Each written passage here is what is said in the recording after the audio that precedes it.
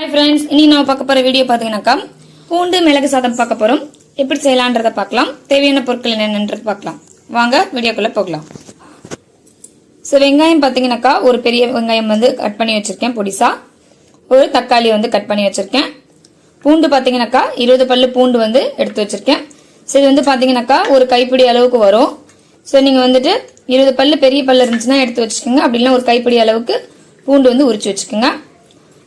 வீட்டு மிளகாய்த்தூள் பார்த்தீங்கன்னாக்கா 1 ஸ்பூன் வந்து எடுத்து வச்சிருக்கேன். நீங்க வந்து தனி மிளகாய் தூள் யூஸ் பண்றீங்க அப்படின்னாக்கா 1/4 ஸ்பூனும் 1/2 ஸ்பூன் பார்த்தீங்கன்னாக்கா தனியாத்தூள் வந்து யூஸ் பண்ணிக்கோங்க. முந்திரி பார்த்தீங்கன்னாக்கா ஒரு 10 வந்து முந்திரி எடுத்து வச்சிருக்கேன். இதுல நீங்க திராட்சை தேவைனாலும் ஒரு 10 திராட்சை வந்து சேர்த்துக்கோங்க. இல்ல எனக்கு ரொம்ப பிடிக்காதுனாலும் 5 சேர்த்துக்கோங்க. எனக்கு வந்து திராட்சை பிடிக்காதனால நான் சேர்க்கல.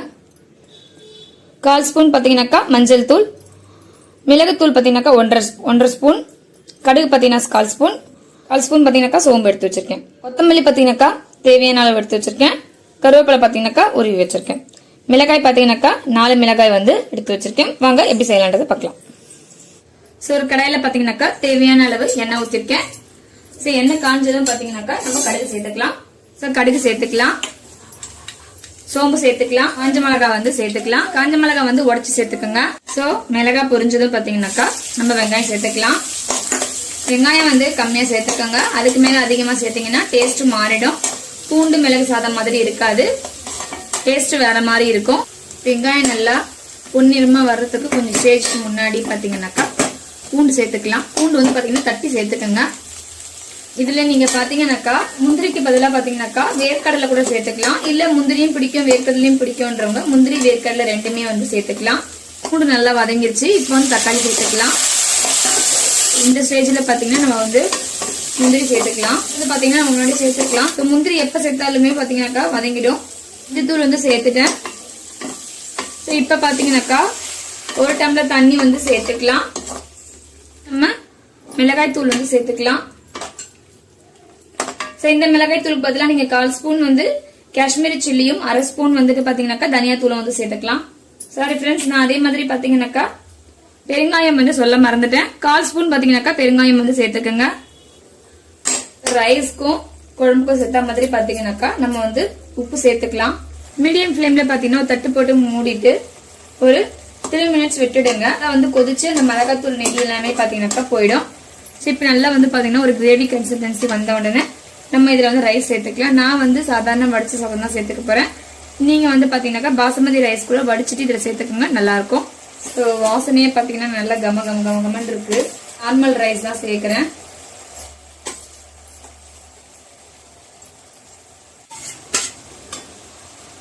இப்ப பாத்தீங்கன்னாக்கா மிளகுத்தூளை வந்து நம்ம வந்து சேர்த்துக்கலாம். கருவேப்பிலை கொத்தமல்லி வந்து சாப் பண்ணது வந்து சேர்த்துக்கலாம்.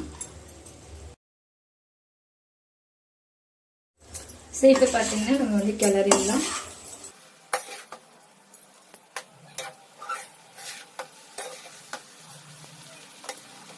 ரைஸ் பாத்தீங்கன்னாக்கா உங்களுக்கு வந்து ஒரு அழகு ரைஸ், அப்படி இல்லைன்னா 200 கிராம் அளவு பாத்தீங்கன்னாக்கா 200 கிராம் இதுக்கு வந்து சரியா இருக்கும். நீங்க வேர்க்கடலை கூட கடைசியா வந்து சேர்த்துக்கலாம். இதெல்லாம் ஃப்ரெண்ட்ஸ் ரெடி ஆயிடுச்சு. இது பாத்தீங்கன்னாக்கா லஞ்ச் பாக்ஸ்க்குலாம் பாத்தீங்கன்னாக்கா ஈஸியா நீங்க ரெடி பண்ணி கொடுத்துடலாம் பசங்களுக்கு. அருமையான சுவையான பாத்தீங்கன்னாக்கா பூண்டு சாதம் வந்து ரெடி ஆயிருக்கு. இதை ட்ரை பண்ணி பாருங்க.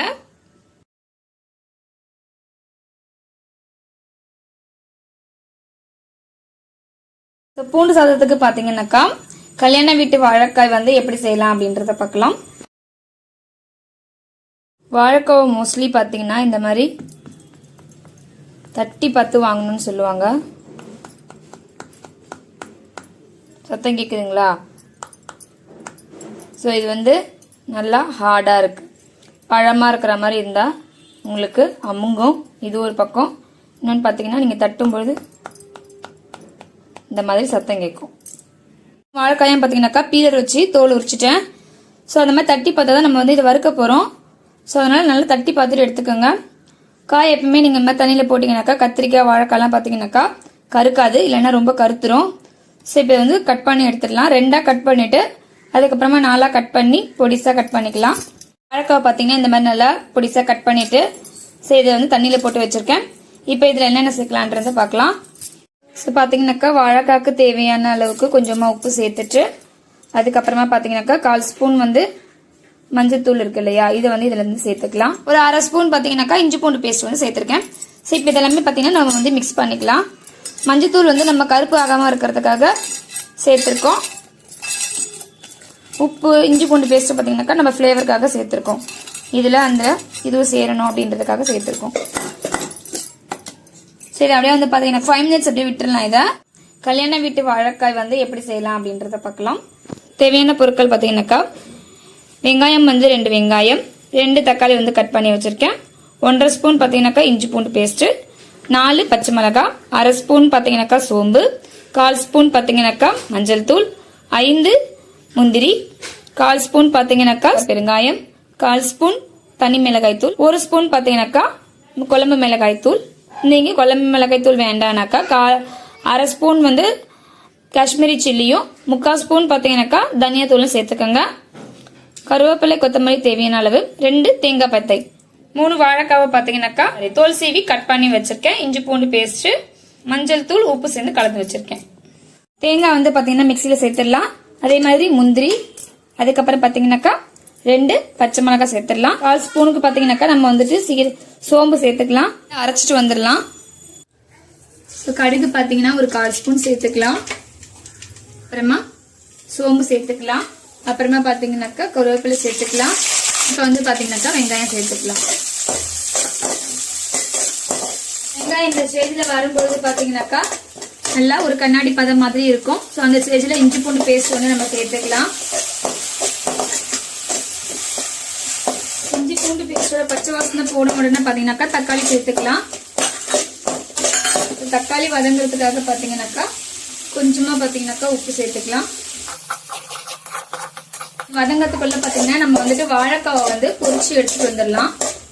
மஞ்சள் தூள், மிளகாய் தூள், தனி மிளகாய் தூள் இது எல்லாமே சேர்த்துட்டு ஒரு டம்ளர் அளவுக்கு தண்ணி சேர்த்துக்கலாம், ஒரு கிரேவி கன்சிஸ்டன்சி வர்றதுக்காக. ஸோ இதை நல்லா கலரிட்டு கொஞ்சமா தண்ணி ஊற்றிக்கணும். ஸோ இந்த பச்சை வாசனை போறதுக்காக பார்த்தீங்கன்னா ஒரு தட்டு போட்டு மூடிடலாம் ஒரு 2 மினிட்ஸ்க்கு. மிளகாயோட வாசனை வந்து போயிடுச்சு. ஸோ இந்த ஸ்டேஜில் பார்த்தீங்கன்னா நம்ம வந்துட்டு அரைச்சி வச்சிருந்த அந்த பேஸ்ட் ஒன்று சேர்த்துக்கலாம். இது வந்து நம்ம சட்னி கரைக்கிற பதத்துக்கு சேர்த்துக்கலாம். கொஞ்சமா தண்ணி சேர்த்துட்டு நம்ம தட்டு போட்டு மூடிடலாம். திரும்பவும் காஞ்சிடுச்சு. பார்த்தீங்கன்னாக்கா வாழைக்காய் வந்து கொஞ்சமா போட்டு பொரிச்சு எடுத்துடலாம். ஸோ வாழைக்காய் பொரிஞ்சது எப்படி தெரியும்னு பார்த்தீங்கன்னாக்கா அது நல்லா கனமா இல்லாமல் லெஸ் வெயிட்ல இருக்கும். ஸோ காய் பார்த்துச்சுன்னா நல்லா பொரிஞ்சிருச்சு. ஸோ இப்போ இதை வந்து நம்ம எடுத்துடலாம். ஸோ இது பார்த்தீங்கன்னா நல்லா பஞ்சு மாதிரி இருக்கும், நல்லா மெத்துன்னு இருக்கும். ஸோ இந்த ஸ்டேஜில் நம்ம வந்து இது பண்ணிடலாம். லெஸ் வெயிட்டாக தான் இருக்கும் எடுக்கும் பொழுது. ஸோ 3 மினிட்ஸ் வந்து தட்டு போட்டு மூடிருந்தோம். ஸோ பார்த்தீங்கன்னா இப்போ இது ரெடி ஆயிடுச்சு. ஸோ எண்ணெய் பிரிஞ்சு வரும்பொழுது இந்த ஸ்டேஜில் வந்து நம்ம வந்து வாழைக்காவை வந்து சேர்த்துக்கலாம்.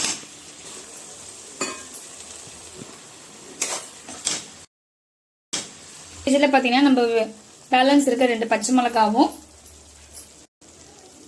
பெருங்காயத்தூளும் வந்து சேர்த்துக்கலாம். ஸோ நம்ம முன்னாடியே பச்சை மிளகாய் சேர்த்துருந்தோம்னா இன்னும் காரம் அதிகமாகும். ஸோ நல்லா இறக்கும் பொழுது நம்ம வந்து சேர்த்துருக்கோம். ஸோ கல்யாண வீட்டு வாழைக்காய் வந்து ரெடி ஆயிடுச்சு. கடைசியா பார்த்தீங்கன்னா நம்ம வந்து கொத்தமல்லி சேர்த்துக்கலாம். அவ்வளோதான் ஃப்ரெண்ட்ஸ், ரெடி ஆயிடுச்சு. சரி, ரெண்டுமே ட்ரை பண்ணி பாருங்க. இந்த வீடியோ பிடிச்சிருந்ததுன்னா உங்க ஃபேமிலி அண்ட் ஃப்ரெண்ட்ஸுக்கு ஷேர் பண்ணிக்கோங்க. நம்ம சேனலை சப்ஸ்கிரைப் பண்ணிக்கோங்க.